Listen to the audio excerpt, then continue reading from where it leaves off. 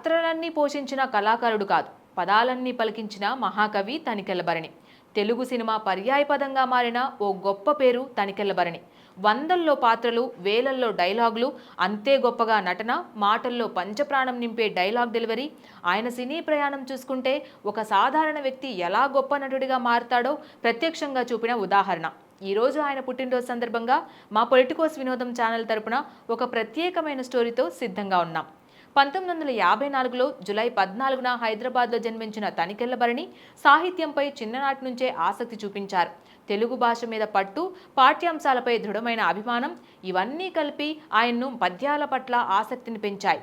ఆయన చదువుకున్నది ఆర్ట్స్, కానీ ఆ ఆర్ట్స్నే కళలతో మిళితం చేసి కళల వరల్డ్లోకి అడుగుపెట్టారు. ఆదికావ్యం, వేదాలు, పురాణాలు, ప్రాచీన కావ్యాలు వంటి అంశాల్లో లోతుగా చదివిన భరణి భాషపై ఉన్న ఆత్మవిశ్వాసంతో కథలు, కవితలు, స్క్రిప్ట్లు రాయడం మొదలుపెట్టారు. తనికెళ్లభరణి ముందుగా సినిమాల్లోకి రచయితగా ప్రవేశించారు. కాశీయాత్ర అనే నాటిక ద్వారా తెలుగు నాటక రంగానికి పరిచయం అయ్యారు. ఇక సినీ రంగంలో డైలాగ్ రైటర్గా మొదలుపెట్టిన ఆయన శివ సినిమాలో రామ్ గోపాల్ వర్మ ద్వారా నటుడిగా పరిచయం అయ్యారు. ఆ సినిమాలో ఆయన పోషించిన పాత్ర జడ్జి పాత్ర చిన్నదైనా ప్రజ్ఞతో నిండినది.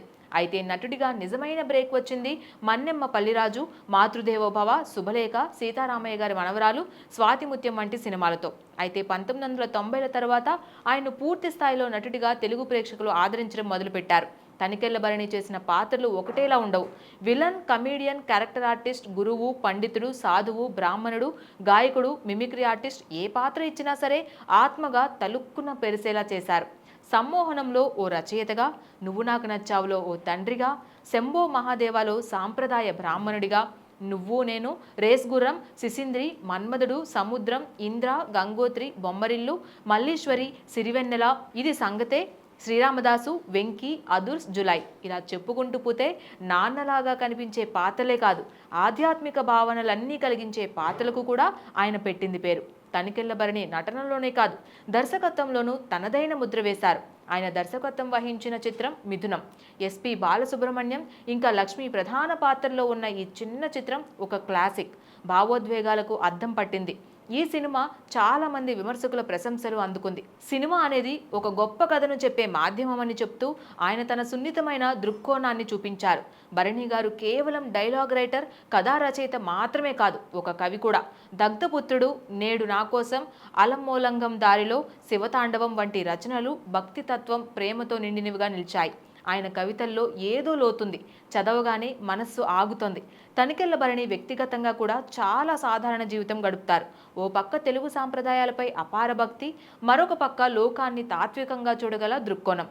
ఆయన మాటల్లో ఆత్మీయత ఉంటే వాక్యంలో ఆధ్యాత్మికత కనిపిస్తోంది.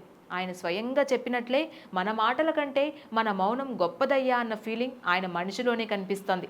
ఆయనకు భార్య, 2 పిల్లలున్నారు. కుటుంబానికి ఎంత ముఖ్యమో కళకు కూడా అంతే ప్రాధాన్యం ఇస్తారు. ఎప్పటికప్పుడు యువతరాన్ని గౌరవిస్తూ సినీ పరిశ్రమలో కొత్త టాలెంట్ను ప్రశంసిస్తూ కనిపిస్తారు. అవార్డుల విషయానికి వస్తే నంది అవార్డులు, వీటి సంఖ్య కూడా 4-5 వరకు ఉంటుంది. ఉత్తమ రచయిత, ఉత్తమ క్యారెక్టర్ ఆర్టిస్ట్గా అనేక అవార్డులు, సాహిత్య రంగానికి గాను ప్రత్యేక జ్యూరీ అవార్డ్స్. ఇక ఈ వీడియో ముగించే ముందు ఒక చిన్న విషయం. నిన్నే వచ్చిన మంచు విష్ణు కన్నప్ప సినిమా స్టోరీ కూడా భరణి గారిదే. సో ఇలా అన్ని జనరేషన్స్ని ఇన్స్పైర్ చేసే రచనలు ఇంకా ఎన్నెన్నో. ఇంతలా మనల్ని దశాబ్దాల నుంచి అలరిస్తున్న తనికెళ్లభరణి గారికి పొలిటికోస్ వినోదం ఛానల్ తరపున పుట్టినరోజు శుభాకాంక్షలు. Please subscribe to the channel and download the Politicos app from the links in the description.